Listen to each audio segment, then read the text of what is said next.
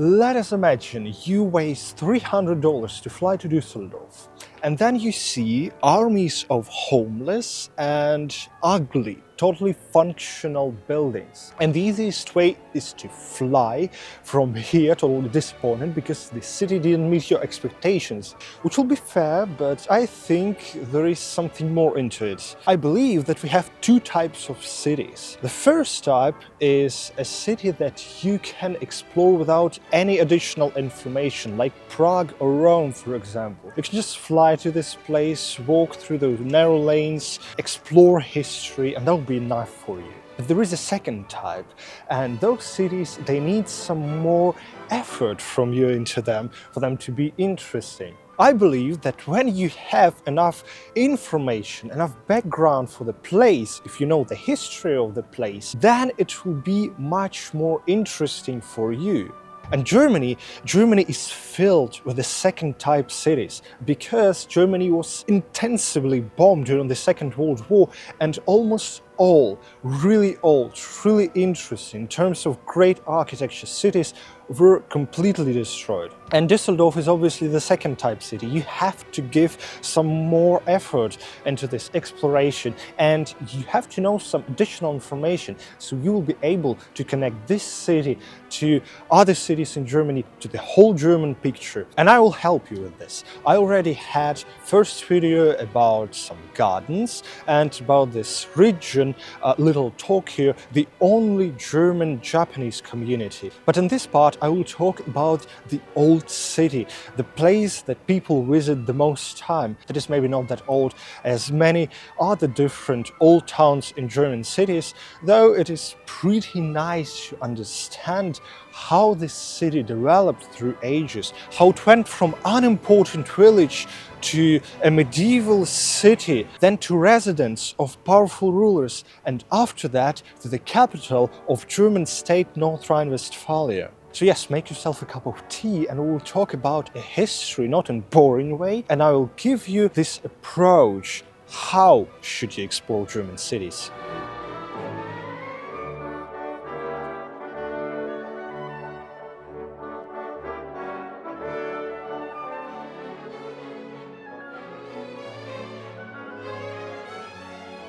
This Baroque church was started by Jesuits in 1690 because of the convention of Duke Wolfgang Wilhelm to the Catholic Church during the 30 Years' War.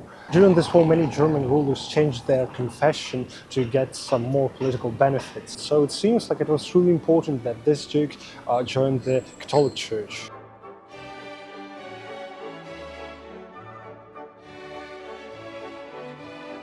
There are two more things you have to understand if you will go inside. The altar is not original. The original one was destroyed during World War II, and new one was built only in 1960. But the organ is original from 18th century.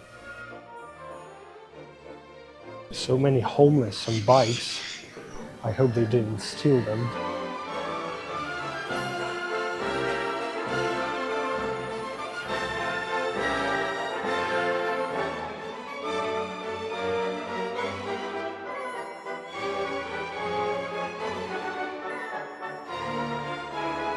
That is the Heinrich Heine house, the house where Heinrich Heine was born.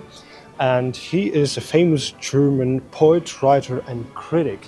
His poetry was set on music by many composers, but we should think about two of them, Robert Schumann and Franz Schubert. Those composers stood in the beginning of musical romanticism era, and poetry of Heinrich Heine was romantic enough to inspire them and change musical mode at this time. Without poetry of Heinrich Heine, who knows, maybe we would have some completely other music history. And now they have a library here, which is symbolic.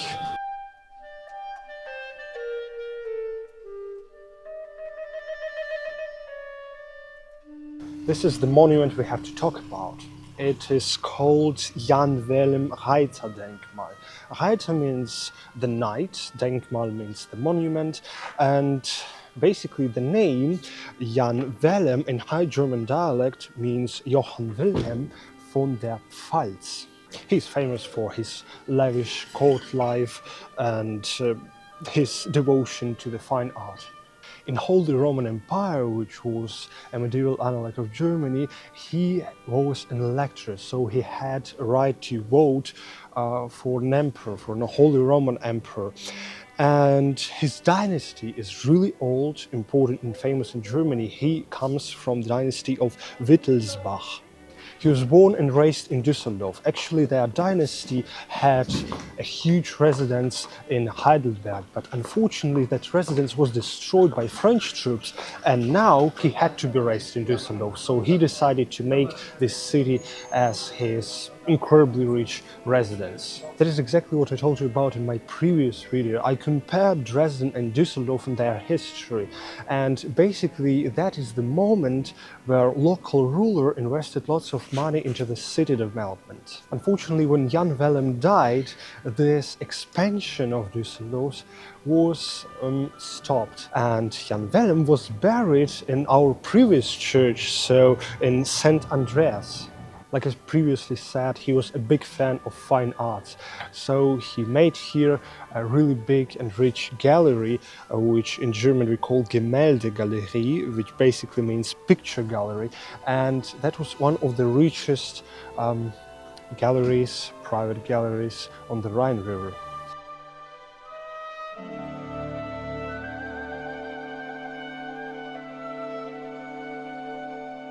And the Rathaus complex developed from many parts. You can see this on this photo. And the oldest part was built in 1573. Actually, there were many iterations of this building. Because of water that had flooded, Rathaus has been renewed and expanded several times. Now, in any German city, Rathaus has not only administrative goals, but also is a place where people celebrate some festivals, where they have this Christmas market and many other traditions. Düsseldorf is actually really famous for carnivals. It has one of the biggest in this region.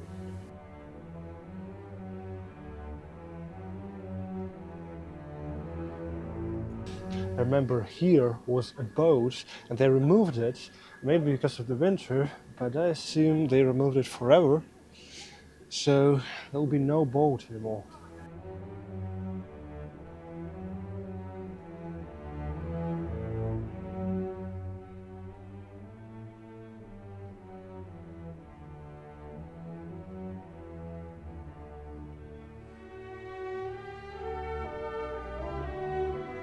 In all German cities, the area around the Rathaus is called the Altstadt, which basically means an old city.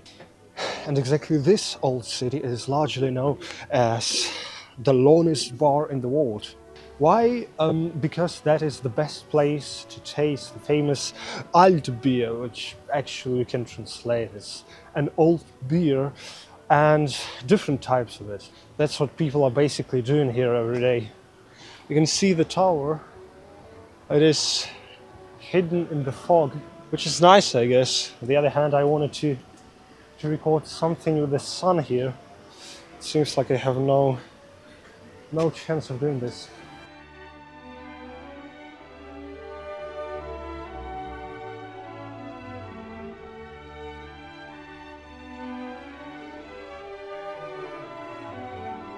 We are now on the Burgplatz. On this square you can enjoy a really nice atmosphere, but why we have so much space in here? Now look at the name. From German we can translate this as a place for a castle, or castle's place. And actually there was a castle here. It was just simply called Düsseldorf Castle. On the other hand, there is no castle currently. Exactly, Jan Willem, we talked about previously, moved the residence of his brilliant court to Düsseldorf, and therefore the castle had been expanded into a representative seat of power. But the city lost its importance after the electorate died, and that's why when the castle faced multiple fires, it was never completely renewed. First fire was also caused by French Revolutionary Army, but then they had many others.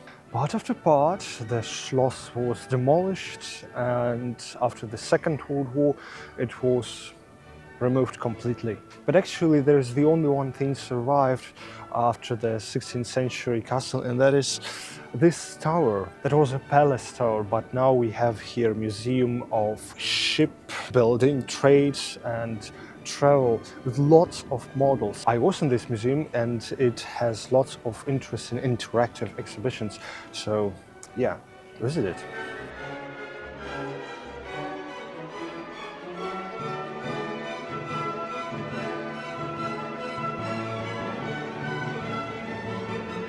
And on top there is a nice coffee shop, so you can enjoy the view. Not with this kind of weather, but the better one.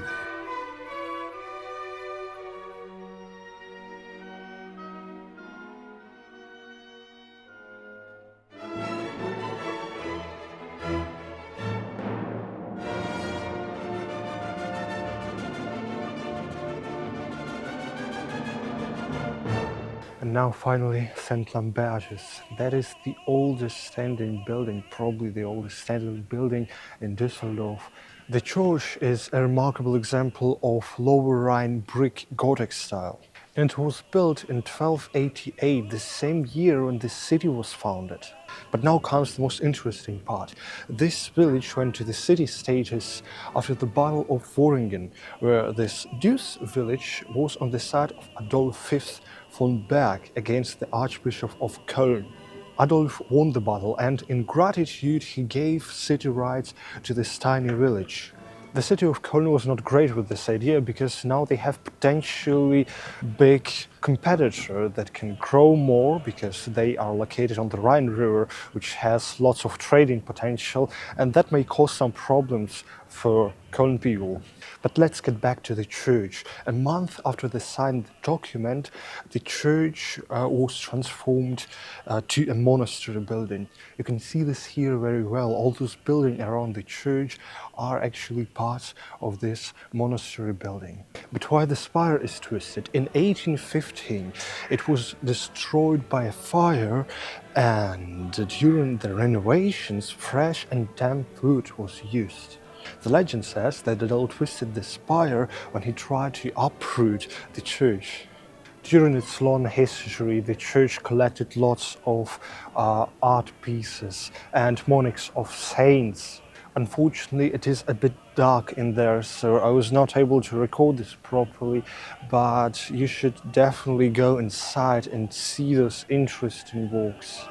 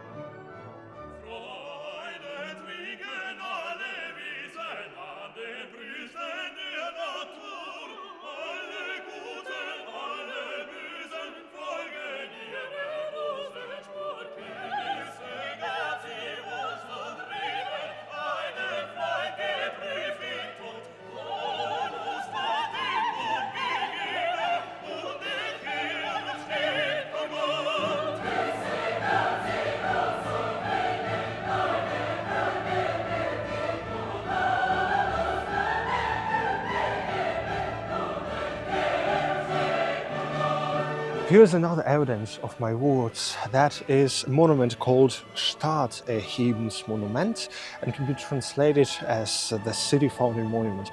It refers exactly to this Battle of Worringen. This sculpture is done from bronze by Bert Gerresheim in 1988 to celebrate Düsseldorf's 700th anniversary.